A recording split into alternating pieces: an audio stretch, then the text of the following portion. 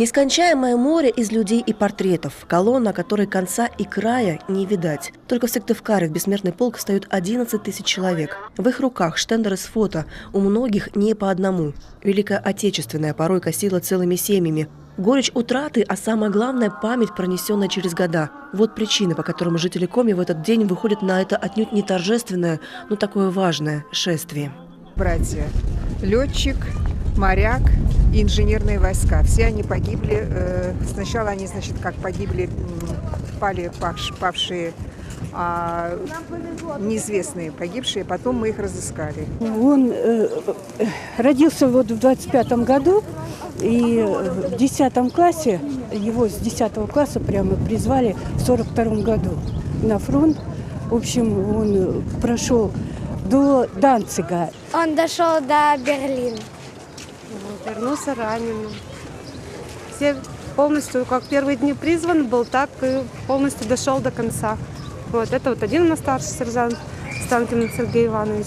А дедушка другой у нас, он в Ленинграде по дороге жизни водителем вот ездил. Это мой дедушка Данилов Пантелеймон Васильевич. Вот это моя мама Данилова Люция Пантелеймоновна. Она дочь его. Один раз он в гостях был у нас в деревне. В силуэт, помню, в окно смотрит. А больше нет. Не встречалась с ним потом. Она еще маленькая была. Маленькая. Отец в 41-м в августе уехал на фронт и в 44-м пропал без вести. Как он вспоминал, они дошли до Норвегии, закончил войну в Норвегии. Ну, тяжело было, там болото, насиделись. Окопы рыть было, говорит, невозможно, там кругом вода. С этих фото на прохожих смотрят защитники и освободители, узники концлагерей и блокадники, а еще труженики тыла и дети войны. Список далеко не полный. У каждого портрета, у каждого взгляда своя история. Вот такое настоящее море из теперь уже вечно живых. Зрелище впечатляющее и вместе с тем тревожное. Ведь именно от просмотра нескончаемого потока и появляется то самое осознание, сколько же всего полегло бойцов и как сильно эта беда коснулась практически каждую семью.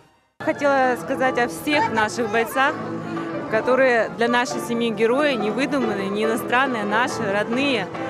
Каждый из них, кто представлен на этом баннере, герой.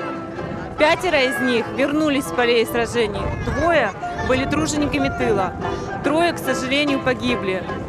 На вопрос, зачем нужен бессмертный полк, почти все в строю отвечают одинаково. Мы просто обязаны сохранить память о наших бойцах, чтобы не только таким образом выразить благодарность ушедшим, но и не допустить ничего подобного в будущем. «Браво» им можем повторить – это лишь слова, которые наши предки совсем не хотели бы услышать из уст тех, ради которых они спасали мир.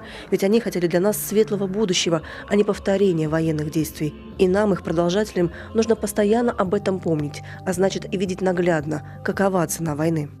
Шествие в столице Коми по традиции завершается на площади перед Стефановским собором. За упокоение душ всех погибших и умерших солдат здесь служат литию. Особое место шествия бессмертного полка в этот день занимает во всех городах и районах Коми. Даже в самых отдаленных деревушках 9 мая жители гордо и высоко несут портреты своих родных. Так в Уктыле именно это шествие открывает все праздничные и памятные мероприятия в городе. Бесчисленное количество портретов проносят уктыльцы по улице Комсомольской к площади, где запланирован митинг и концерт. Идут целыми семьями, сыновьями и дочками. Я иду сегодня с сыном, а это друг сына, одноклассник. Я сегодня в бессмертном полку несу фотографию своего отца, Головина Федора Ивановича. Он служил, воевал, был сапером, был в плену, пережил все ужасы немецкого плена, дошел до победы и потом еще прожил достойную жизнь. Это мой отец, Иванов Терентий Иванович. На Белорусском фронте с первого дня войны до 45-го года. Кенигсберге кончил войну. 5 лет назад помер только. Спасибо ему за мир на земле. Его боевые заслуги, все медали. Награжден он, освобождал Польшу, Германию. Это мой дед.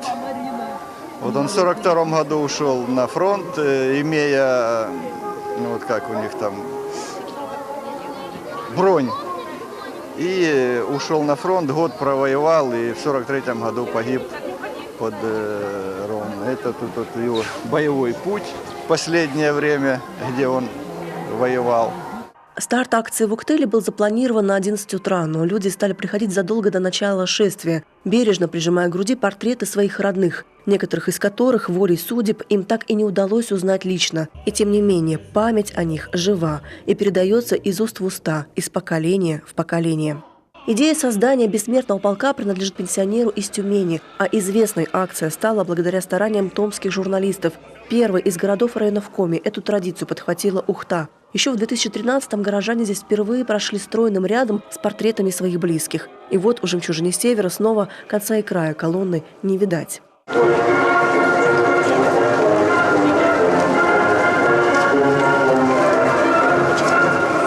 В прошлом году к колонне в Ухте присоединилось 10 тысяч человек. В 2018-м участников стало еще больше. Непрерывное движение полка нарушает лишь традиционный митинг у мемориала ухтинцам, погибшим в годы Великой Отечественной войны. Главные слова здесь звучат из уст ветерана Владимира Яковлевича Назарова.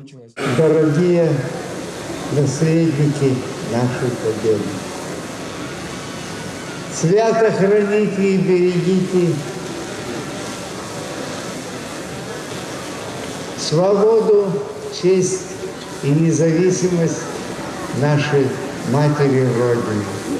И чистое небо над ней, которое мы подарили вам в мае 45-го года.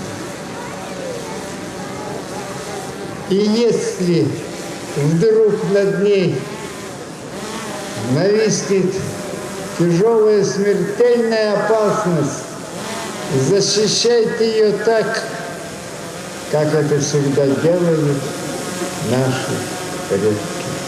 После бессмертный полк продолжает движение по улицам Ухты до Первомайской площади, где с трибуны горожан с портретами ушедших героев приветствуют последние представители поколения победителей.